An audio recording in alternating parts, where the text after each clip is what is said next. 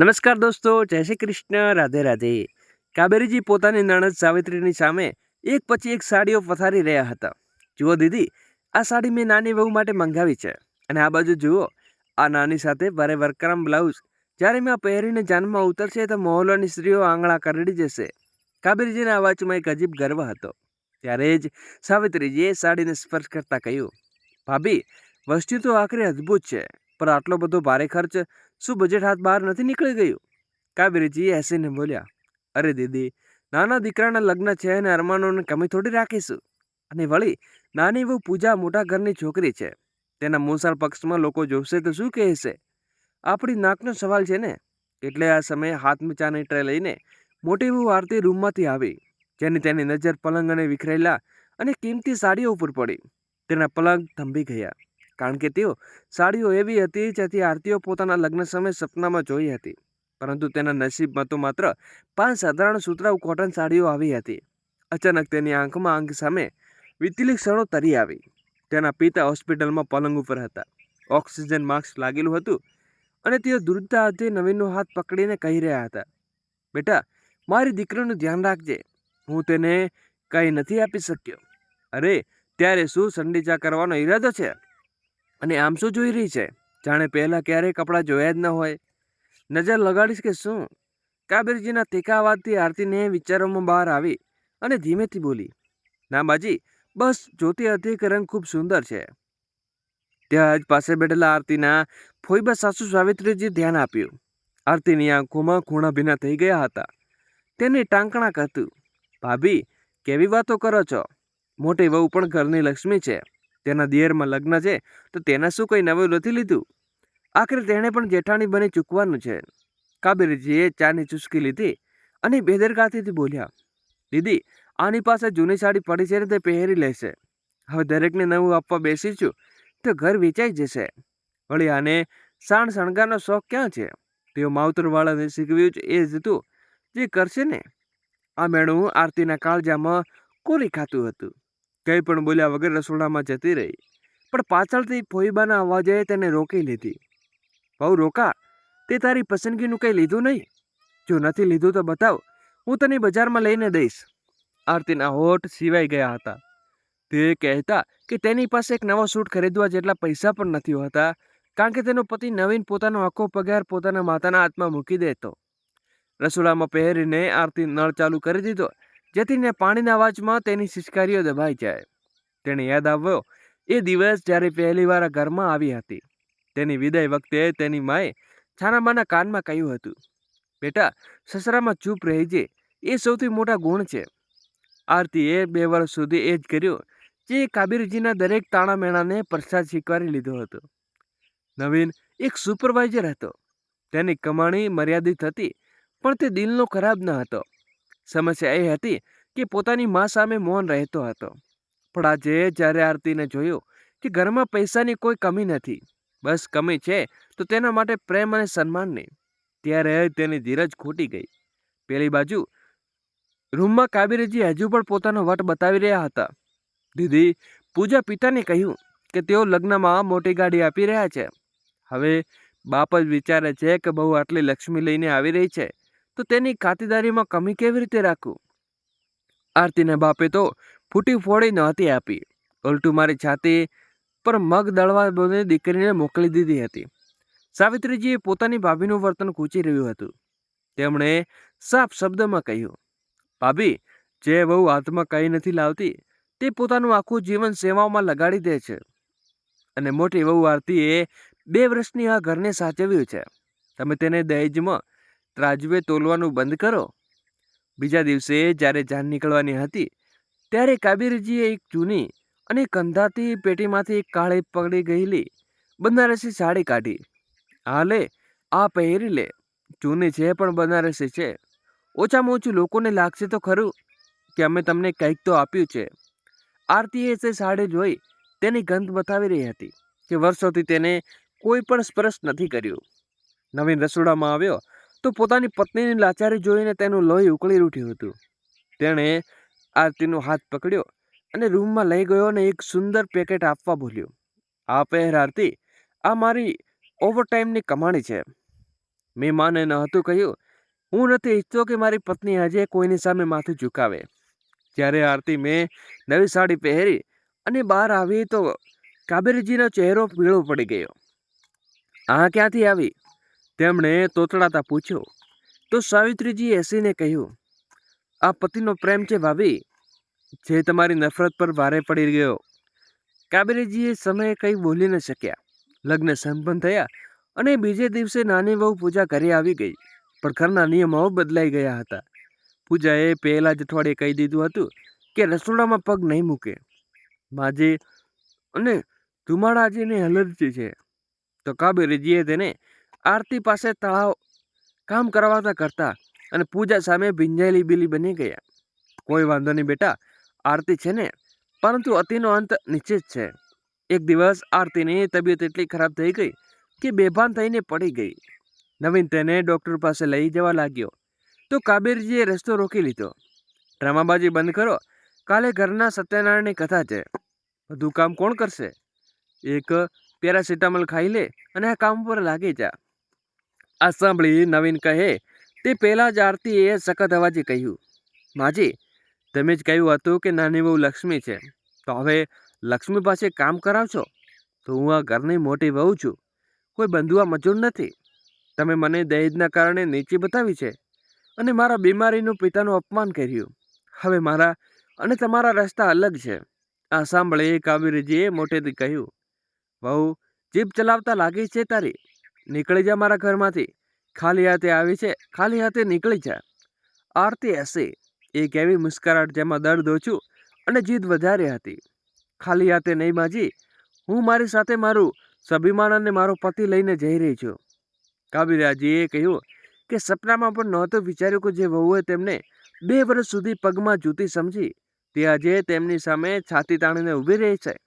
તેણે ગુસ્સામાં ત્રાજ્યા, તારી આટલી હિંમત છે કે મારી સામે જીભ ચલાવે છે? તું તારા માવતરવાળાને એ જ શીખવ્યું છે કે શું સાંજે જીભ ચલાવવાની? અરે, તારા બાપ પાસે તો કફનના પૈસા પણ ન હતા અને નવીને દયા ખાઈને તારી સાથે લગ્ન કર્યા હતા. આ સાંભળીને આરતીને અશ્રુભીનો આંખો થઈ ગઈ. કહ્યું, માજી, મારા પિતા સન્માન પણ એક શબ્દ પર ન કહેશો. તેમની પાસે પૈસા નહોતા પણ સંસ્કાર હતા. તેમણે મને ચૂપ શીખવ્યું હતું, કાયર બનતા નહીં. તેણે નજીવને દયા ખાઈને નહીં, પોતાની પસંદગીથી મારી સાથે લગ્ન કર્યા હતા. દયા તો મને તમારા ઉપર આવે છે, જે આપતો ને પ્રેમ આપવાને બદલે માત્ર રૂપિયાની ચમક સંબંધોને તોલે છે. નવીન, જે અત્યાર સુધી દિવાલના સહારાથી ચૂપ ઊભો હતો, તે આગળ આવ્યો અને તેની ચૂપીને કાબેરીજી હંમેશા માટે ભ્રમ હતો કે તેમનો દીકરો તેમની મુઠ્ઠીમાં છે. પણ આજે તેની આંખોમાં પોતાની પત્ની માટે સન્માન અને પોતાની મા માટે એ જ દુઃખ હતું જે કાબેરીજીને વિચારમાં પણ થયું હતું. તેણે કહ્યું, માં, આરતી સાચું કહી રહી છે. 2 વર્ષ હું જોઈ રહ્યો છું કે તમે તેને માણસ નથી સમજતા. આ બીમાર છે તોય તમે તેને પાણીનું પણ ન પૂછ્યું, અને આજે ડૉક્ટર પાસે જઈ રહી છે તો તમે ખરાબ લાગી રહ્યું છે. હું આજે નિર્ણય કરી ચૂક્યો છું, અમે આ ઘરમાં એક ક્ષણ માટે નહીં રોકીએ. ત્યારે જ બાજુના રૂમમાં દરવાજો ખુલ્યો અને નાની વહુ પૂજા બહાર નીકળી. તેના ચહેરા ઉપર એક કઠિન મુસ્કાન હતી. તેને લાગતું હતું કે જેઠાણી જતી રહેશે તો આ ઘરની રાણી બની જશે. અરે દીદી, આટલો ડ્રામા કેમ કરી રહી છો? પૂજાએ નખરા કરતા કહ્યું, જો તમને ઘરનું કામ ભારે લાગતું હોય તો સાફ કહી દો ને, માજીને હેરાન કરવાની શું જરૂર છે? વળી તમારા જેવા નાના ઘરમાં લોકો થોડું વધારે મળી જાય ત્યારે મગજમાં 7મા મહાચાને પહોંચી જાય છે. આરતી પૂજા તરફ જોઈ અને હજુ ઘરમાં નવે છે. તને લાગે છે કે તું તારી સુંદરતા અને તારા પિતાના પૈસાના જોરે બધાને નચાવી લઈશ. યાદ રાખજે, સાસુ મારી નહીં થઈ, તારી કાલે નહીં થાય. અને રહી વાત કામની, તો હવે તું તૈયાર થઈ જા, કારણ કે કાલથી રસોડામાં કળશ તારા ગોરા હાથના પણ લાગશે. ત્યારે ખબર પડશે કે મહારાણી બનવું કેટલું મુશ્કેલ છે. પૂજાએ ચીડાઈને પવનને બોલાવ્યા. પવન, જુઓ, તમારા ભાભી શું કહી રહ્યા છે? શું તને મને રસોડામાં કામ કરવા માટે લાવ્યા છો? મારા ડેડી તો એવું કહ્યું હતું કે જ્યાં નોકરાની ફોજ હશે. પવન હંમેશા પોતાની માને ભાઈના ચાયડામાં રહેતો હતો. આજે પોતાના પત્નીની મુશ્કેલી જોઈને તે ભાભીને સમજાવો. માં કહ્યું, સાચું છે, આખરે મોટા કોણ છે? અહીં તમારે નમવું જોઈએ કે સાંભળવું નહીં? પોતાના નાના તારે તપ જોઈને ફક્ત આટલું જ કહ્યું. પવન સૌથી મોટો શિક્ષક છે. આજે તું તારી પત્નીના મોહના બનશે, પણ કાલે જ્યારે હકીકત સામે આવશે ત્યારે કદાચ તારી પાસે કોઈ ખભો નહીં હોય. અને આરતી પોતાના રૂમમાં ગઈ. આ એ જ રૂમ હતો જ્યાં તેણે 2 વર્ષ સુધી પોતાની રાતો આંસુઓથી વીજવી હતી. તેણે કબાટ ખોલ્યો ત્યાં રાખેલી તેની બધી 5 જૂની સાડીઓ તેને પોતાના ગરીબ અને વર્ષો સંઘર્ષથી છુપાવી યાદ રાખી હતી. નવીન અંદર આવ્યો અને તેને પેકિંગ કરતી જોઈ. આરતી, શું સાથે તૈયાર છે? આપણી પાસે આપણું પોતાનું ઘર નથી. મારા પગારની માત્ર એક નાનો રૂમ ભાડે મળી શકશે. ત્યાં જ્યાં સુખ સુવિધા હશે, ના મોટું આંગણું. ત્યારે આરતીએ કહ્યું, નવીન, જ્યાં સન્માન ન હોય એ મહેલ કબ્રસ્તાન જેવો હોય છે. મને ઝૂંપડી મંજૂર છે. બસ ત્યાં જ મારું સ્વાભિમાન સુરક્ષિત રહે છે. અને રહી વાત સુવિધાઓની, તો મહેનત આપણે બંને મળીને કરીશું. અને નવીનની આંખો ગર્વના આંસુ આવી ગયા. તેમણે પણ પોતાનો નાનો સુટકેસ કાઢ્યો અને બહાર હોલમાં કાબેરીજી હજી પણ બરબડતા હતા. તેમણે વિશ્વાસ હતો કે નવીન ઘર છોડીને નહીં જાય. જવા દો એને. 2 દિવસ બહાર ખાશે અને ફૂટપાથ ઉપર સૂશે એટલે પોતાના આપમેળે ઘૂંટીએ પડીને પાછી આવશે. કાબેરીજીએ મોટેથી કહ્યું, જેથી અંદર અવાજ આવી જાય. આરતીએ રૂમમાંથી નીકળતા અંતિવાર તે ઘરની દિવાલોને જોઈ. તેણે રસોડાની એ ઉંબરોને સ્પર્શ કર્યો જ્યાં તેણે હજારો રોટલીઓ શેકી હતી, પણ બદલામાં તેણે માત્ર તિરસ્કાર મળ્યો હતો. જ્યારે તે મુખ્ય દરવાજે પહોંચી તો કાવેરીજીએ રસ્તો રોકી લીધો. રોકાવ, તમે લોકો આ ઘરમાંથી એક સોય નથી લઈ જઈ શકતા. નવીન, તે જે ઘડિયાળ પહેરી છે તે મારા પૈસાની છે. નવીને પોતાની ઘડિયાળ ઉતારીને ટેબલ ઉપર મૂકી દીધી. માં, આ ઘડિયાળ તમે મને નોકરી લાગી ત્યારે આપી હતી. હા લ્યો. અને રહી વાત કબાટની ચાવીઓ, તમારે તમારું ઘર કંઈ નથી જોઈતું.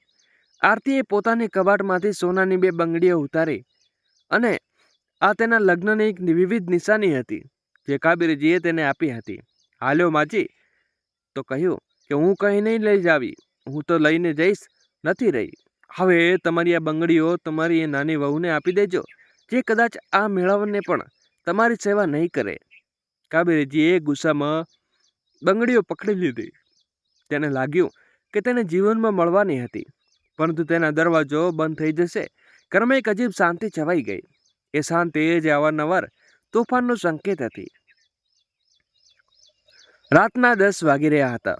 નવીન અને આરતી એક જૂના મોહલ્લામાં નાના રૂમમાં બેઠા હતા. દિવાલોનો ભેજ હતો અને ઉપરથી પંખાના અવાજો એવા આવી રહ્યો હતો જાણે તે કોઈ જૂનું દર્દ સંભળાવી રહ્યો હોય. ભૂખ લાગી હશે તને? નવીને પૂછ્યું. તો આરતીએ હસીને એક નાનું ડબ્બું કાઢ્યું.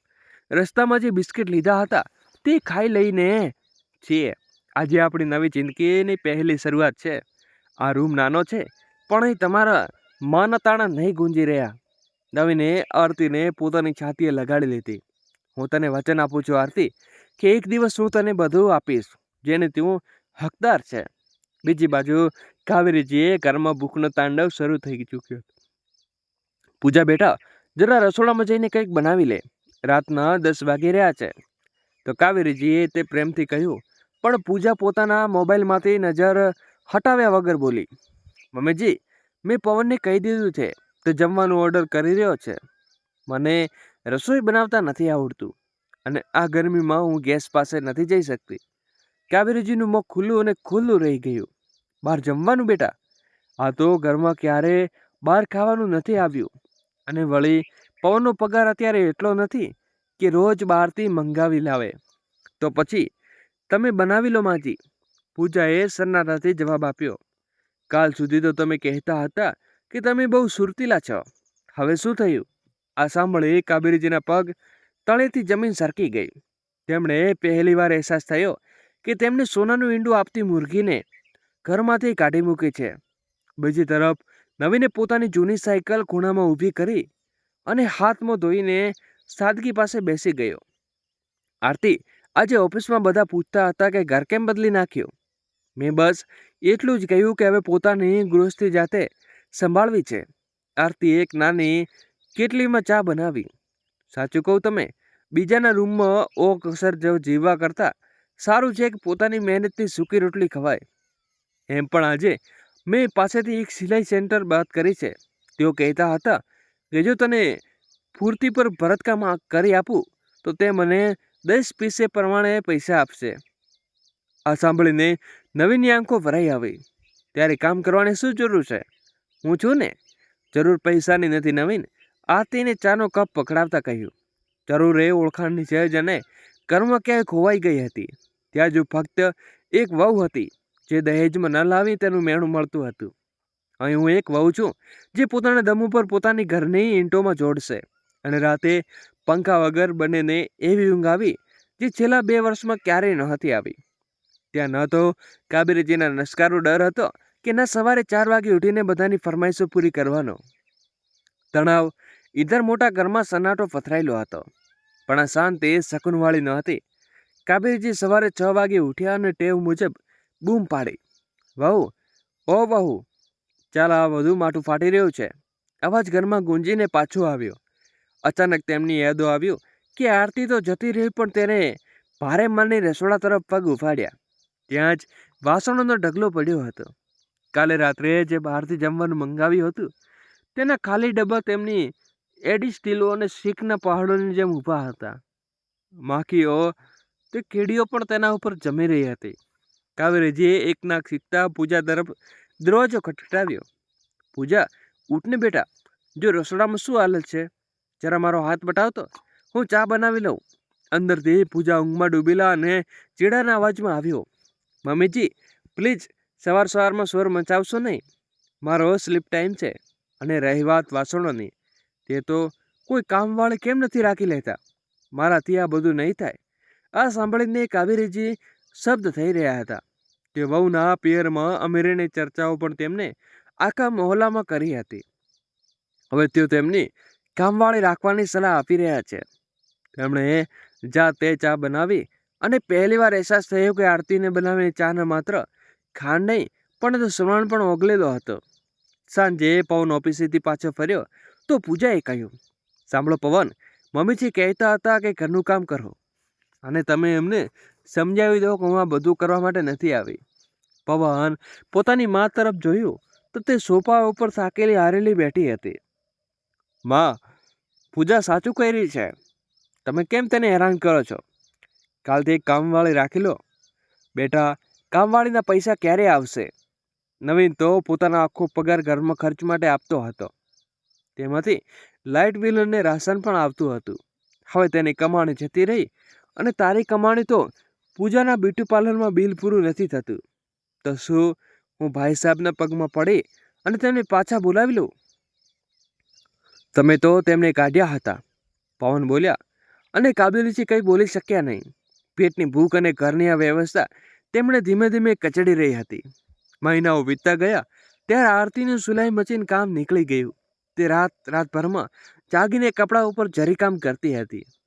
તેની આંગળીઓ તો સોય વગર વાગવાના નિશાન પડી જતા હતા. પણ જ્યારે તે રૂપિયા ગણતી તેની જાતે કમાયા હતા.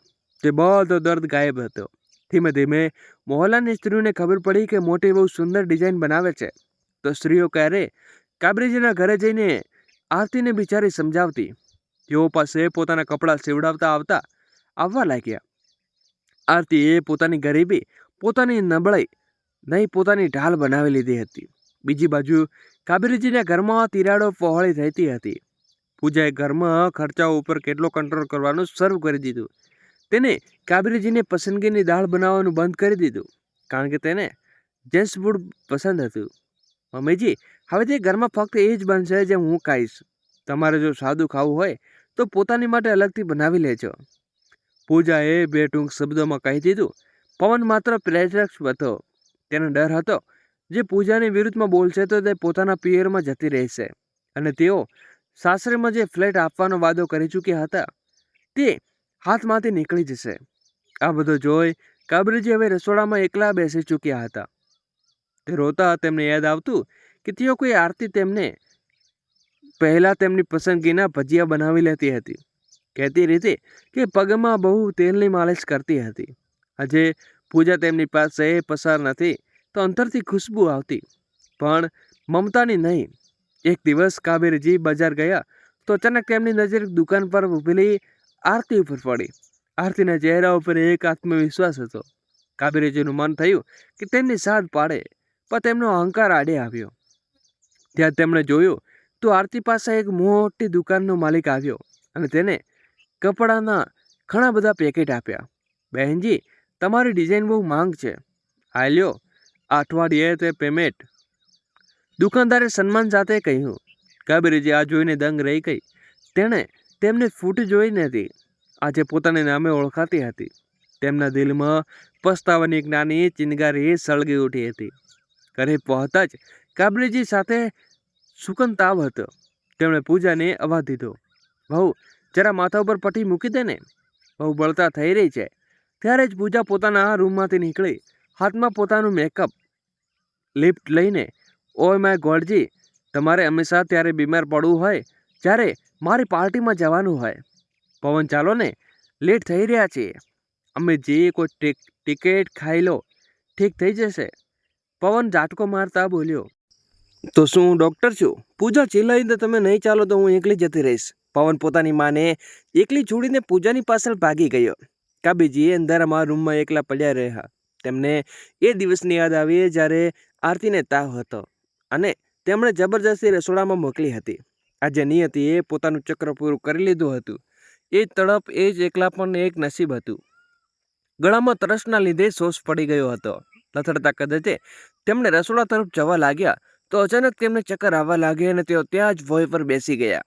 તેમનામાંથી અશ્રુ વહેવા લાગ્યા. આ આંસુ દુઃખના નહીં, પણ એક કડવા સત્યના હતા જે તેમણે જાતે વાળ્યું હતું. તેમણે વિચાર્યું કે આજે આરતી અહીં હોત તો શું આ હાલતમાં છોડત. તે તો મારા કયા વગર જ જાણી જતી ને ક્યારે પાણી જોઈને ક્યારેક દવા. શહેરના બીજા છેડે આરતીનો નાનો રૂમ હવે એક નાની કાર્યશાળામાં ફેરવાઈ ચૂક્યો હતો. તેમણે બીજે જરૂરિયાતમંદ સ્ત્રીઓની પોતાની સાથે કામ પર રાખી લીધી હતી. નવીન હવે માત્ર સુપરવાઇઝર ન હતો, તો સાંજે આરતીને તૈયાર માલ ડિલિવરીમાં કરવામાં મદદ કરતો હતો. આરતી આજે મોટા શોરૂમમાંથી ઓર્ડર લાવ્યો છે, નવીને ઉત્સાહથી કહ્યું.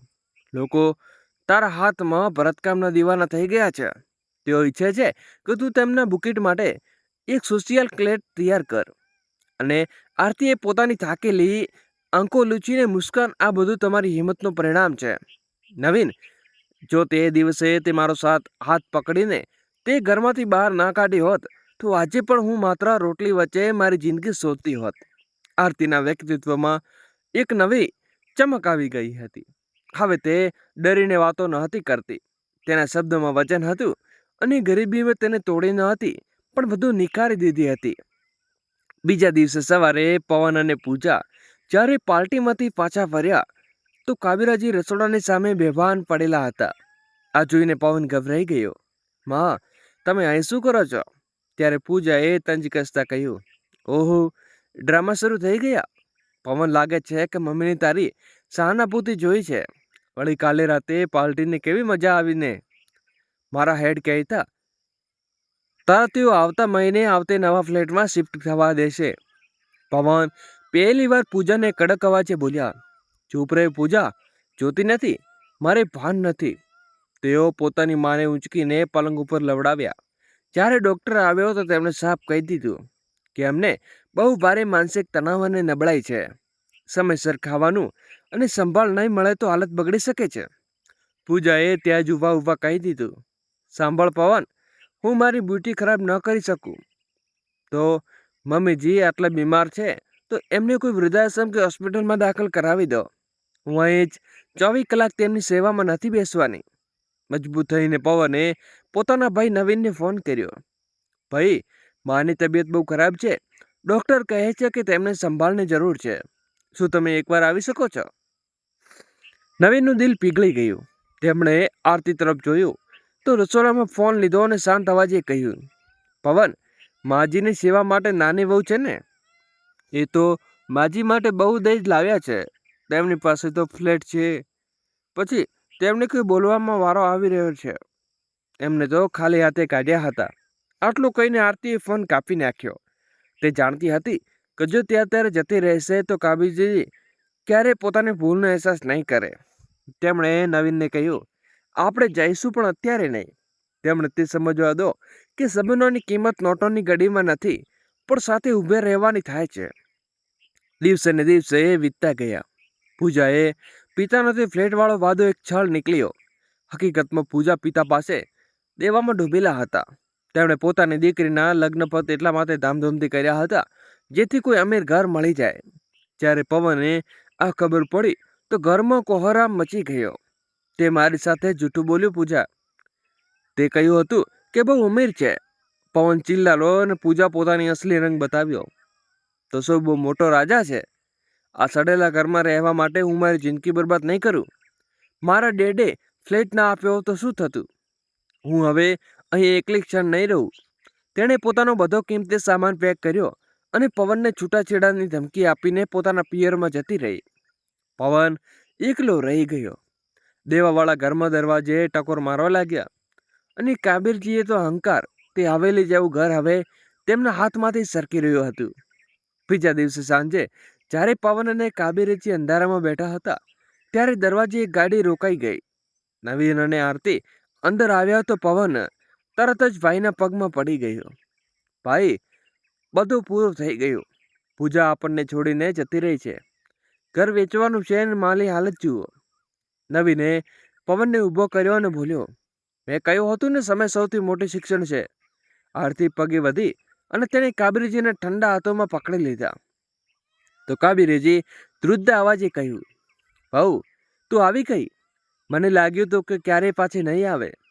આરતીએ ધીમેથી કહ્યું, માજી, હું એક વહુના રૂપમાં પાછી નથી આવી જેને તમે દબાવી શકતા હતા. હું એ દીકરીના રૂપમાં આવી છું. તે પોતાના ઘરમાં વિખરતા નથી જોઈ શકતી. ચાલો, અમારી સાથે ચાલો. તે ઘર નાનું જરૂર છે પણ ત્યાં શાંતિની રોટલી મળશે.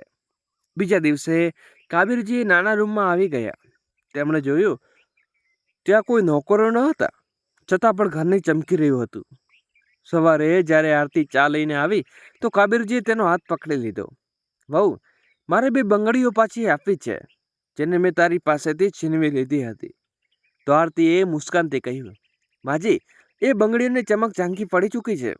મારું અસલી ઘરેણું તો તમારી આંખોમાં આ પસ્તાવો ને પ્રેમ છે. હવે તમે બસ આરામ કરો. કાબીરજીએ સમજાઈ ગયું હતું કે અસલી વડપણ ઠેકેદારીની નફરતમાં નહીં પણ પ્રેમમાં હોય છે. તમારો શું વિચાર છે? આરજીએ પોતાની સાસુને માફ કરીને સાચું કર્યું કે ખોટું? તમારો અભિપ્રાય કોમેન્ટ બોક્સમાં જરૂરથી જણાવજો. Thank you. જય શ્રી કૃષ્ણ. રાધે રાધે. ફરી મળીશું નવી વાર્તા સાથે.